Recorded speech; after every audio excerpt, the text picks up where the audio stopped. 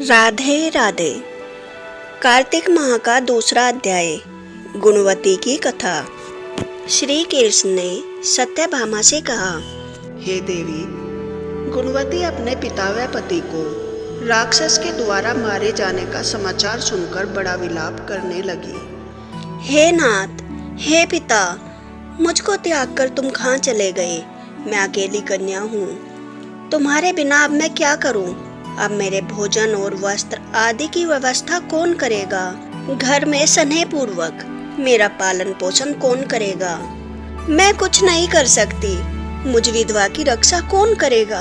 मैं कहाँ जाऊँ, कहाँ रहूँ? मेरा तो कहीं ठिकाना नहीं रहा। इस तरह रोती और बिलखती गुणवती पछाड़ खाकर पृथ्वी पर गिर पड़ी और मूर्छित हो गई और बहुत देर तक पड़ी रही। फिर जब वह होश में आई तो पूर्ववत अत्यंत करुण विलाप कर शोक सागर में डूब गई। जब कुछ संभली तो उसे ध्यान आया कि मेरे पिता तथा पति की मृत्यु के पश्चात उनकी क्रिया करनी चाहिए जिससे उनकी गति हो सके। अतः उसने अपने घर की सारी वस्तुएं बेच दी। उनके बेचने से जो पैसे उसे मिले उनसे पिता और पति की श्राद्ध आदि क्रिया की। फिर वह उसी नगर में रहती हुई भगवान विष्णु की भक्ति में आठों पहर रहने लगी। उसने जन्म से लेकर मृत्यु तक नियम पूर्वक सारी एकादशियों के व्रत और कार्तिक के महीने में उपवास तथा व्रत किए। हे प्रिय, ये एकादशी और कार्तिक व्रत मुझको बड़े ही प्यारे हैं। मुक्ति भुक्ति पुत्र तथा संपत्ति को देने वाले परम पवित्र है। जो मनुष्य कार्तिक मास में जब तुला राशि पर सूर्य आता है तो सवेरे उठकर स्नान करते हैं, व्रत व उपासना करते हैं, वह मुझे बहुत ही प्यारे हैं। क्योंकि यदि वह बड़े पापी भी हो तो भी स्नान व व्रत के प्रभाव से उनको मोक्ष की प्राप्ति होती है। जो कार्तिक में स्नान, जागरण, दीपदान तथा तुलसी के वृक्ष की रक्षा करते हैं, वह साक्षात विष्णु भगवान के तुल्य है। जो मनुष्य कार्तिक मास में मंदिर में झाड़ू लगाते हैं और स्वास्तिक बनाते हैं और विष्णु भगवान की पूजा करते हैं, वे जीवन मुक्त हो जाते हैं। यह सुनकर गुणवती भी प्रतिवर्ष मन लगाकर कार्तिक का व्रत और भगवान विष्णु का पूजन करने लगी। हे प्रिय, एक बार वह ज्वरग्रस्त थी और दुबली हो गई थी। फिर भी किसी न किसी प्रकार गंगा स्नान के लिए चली गई। गंगा तक पहुंची भी, किंतु शीत के मारे वह बुरी तरह से कांप रही थी। वह एकदम शिथिल हो गई।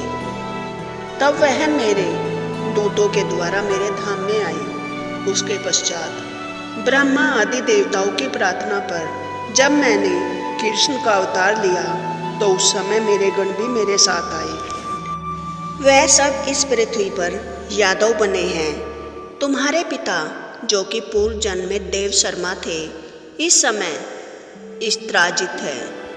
पूर्व जन्म में चंद शर्मा जो तुम्हारा पति था वह आको है। और हे भामिनी, तू ही वह गुणवती है। यह कार्तिक व्रत का ही प्रताप है जिससे कि तू मेरी अर्धांगिनी बनी। पूर्व जन्म में तुमने मेरे मंदिर के द्वार पर तुलसी का पौधा लगाया था। वह इस समय तेरे महलों के आंगन में कल्प वृक्ष के रूप में खड़ा है। तुमने जो उस जन्म में दीपदान किया था उसके कारण तुम्हारी देह सुंदर है, तुम्हारे शरीर में शोभा है और घर में साक्षात लक्ष्मी निवास करती है। तुमने जो कि पूर्व जन्म में अपने समस्त व्रतों का फल पति स्वरूप विष्णु के अर्पण कर दिया था, उसी के प्रभाव से तुम इस समय मेरी प्रिय भामिनी हुई हो। पूर्व जन्म में आजीवन तुमने जो नियम से कार्तिक मास का व्रत किया था उसका यह प्रभाव है कि मेरा और तुम्हारा कभी वियोग नहीं होगा। इस प्रकार जो कोई कार्तिक मास में व्रत आदि करते हैं वह मुझे तुम्हारे ही समान प्यारे हैं। वह लोग जो कि दूसरे जप तप यज्ञ दान आदि करते हैं कार्तिक मास में किए गए व्रत के सामने उनका फल बहुत थोड़ा होता है, यानी कार्तिक मास के व्रतों का 16वां भाग भी नहीं है। इस तरह से सत्यभामा भगवान श्री कृष्णचंद्र जी महाराज से अपने पूर्व जन्म के पुण्य का प्रभाव सुनकर अति प्रसन्न हुई। कार्तिक मास का दूसरा अध्याय समाप्त हुआ। अगर कार्तिक माह में जो कोई भी इस कथा को सुनता है उसे करोड़ों व्रतों के समान फल प्राप्त होता है। अगर कोई किसी कारणवश कार्तिक माह में पूजा अर्चना व्रत विधि नियम आदि नहीं कर पाता, तब भी कार्तिक माह की ये सब कथाएं सुनने से उसे लाखों करोड़ों यज्ञों के समान फल की प्राप्ति होती है। उसे जीवन में कभी भी गरीबी और दरिद्रता का मुख नहीं देखना पड़ता। इसलिए नियम से कार्तिक माह की प्रतिदिन व्रत कथा सुने। राधे कृष्णा। रुक्मणी सत्यभामा की जय। जय माता दी। जय तुलसी माता।